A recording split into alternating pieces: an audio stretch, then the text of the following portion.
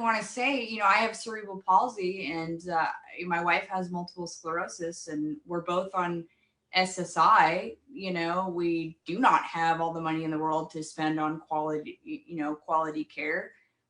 We basically had to create our own platform called weareRollinStoned.com to figure out which medicines were doing the good stuff, and that we could say, yeah, I had no adverse effects.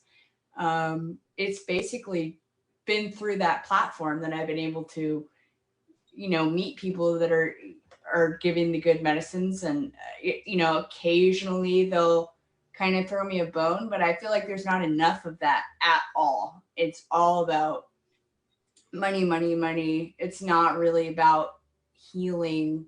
Um, but there are certain places like 3C Farms that are doing really great things with their medicines, but that's few and far between, especially here in Los Angeles. Absolutely. But when I first started medicating in 2007, I can tell you that half the time I would panic when I was medicating, and I was medicating to stop seizures at that point. So there was large points in time where I would stop medicating because it would just, it would defeat the purpose of why I was doing it. And then once everything got regulated, I could medicate with whatever I want, however much I want. The sky's the limit, right? But it's crazy, crazy unaffordable. But there's places like Cali Hash, there's 3C Farms, Raw Garden. I think, you just have to find people that are maybe having more or less the middle ground in their pricing, but are also doing that top quality medicine. I mean, but nobody really talks about it, at all to the patients. And what you were saying, I mean, I hate it when I go in and talk to people that I know, and I say, the biggest difference for you. Well, like I said, I used to get, here in Los Angeles before all the regulations went down, I would get cannabis that I knew was probably grown by the guy that owned the dispensary at the time. It was Mother Nature's Remedy, I believe they were called. And you would just get cannabis with like a label, what the strain name was, and that was it. It was much cheaper then, but the effect was like I would have panic attacks often, which who knows what I was inhaling, all this, all the stuff that wasn't lab tested. And then it was only I would say about 2 or 3 years that I've been able to get, somewhat affordable medicine that is regulated. And it's just like my body has never felt better. It's just like I can smoke most everything. I still prefer sun-grown cannabis because I feel like there's more therapeutic aspect to it as far as terpene profiles. I feel like indoor medicine is very strong, but it depends on what kind of day I'm having. I have what's called spastic diplegia cerebral palsy, so I have a constant body stiffness / twitch, and I'm always dealing with, I'm always tired because I'm always moving. So I like a balance of, medicine that's going to relax my body, but also, keep me awake. So it's always a fine balance. Like you said, everybody's different, whereas my wife, she has multiple sclerosis and she can medicate all day long and have the strongest stuff and still be great, and I feel, as far as that's why I started RollinStoned, is because my wife was doing so well.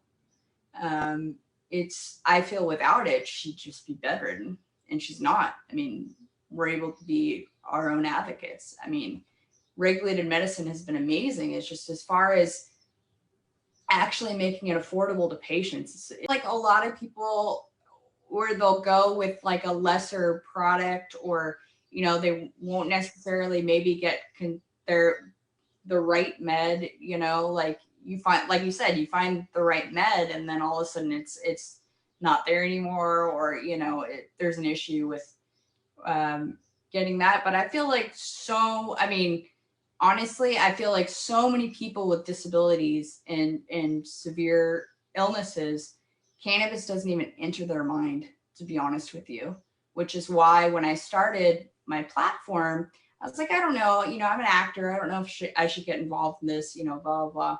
But then there were so many people that I already thought were already on that train, and they're just not, and we're still learning, and we're not even at step one, I think, as far as people with disabilities and illnesses go.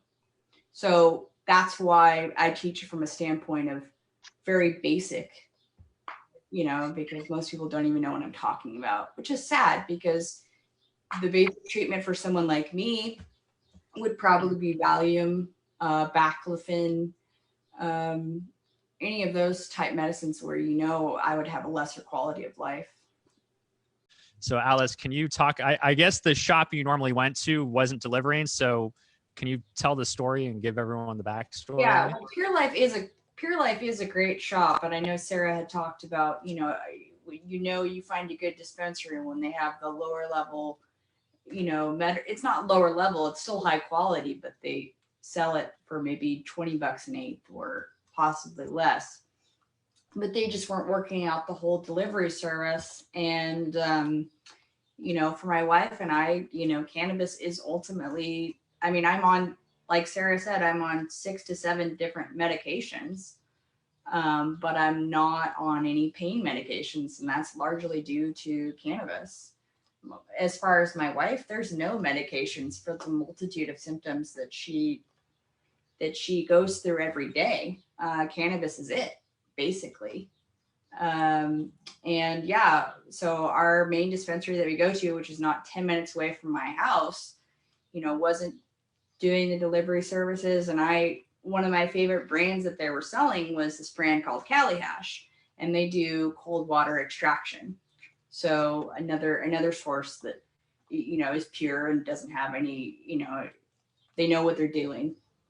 I sort of reached out to him, through my network, RollinStoned, which I also have an Instagram. So that's how I got to know many of these med makers, was I would get their medicine and I would tag them in my daily posts, and Michael has always been very supportive, Michael Dominique.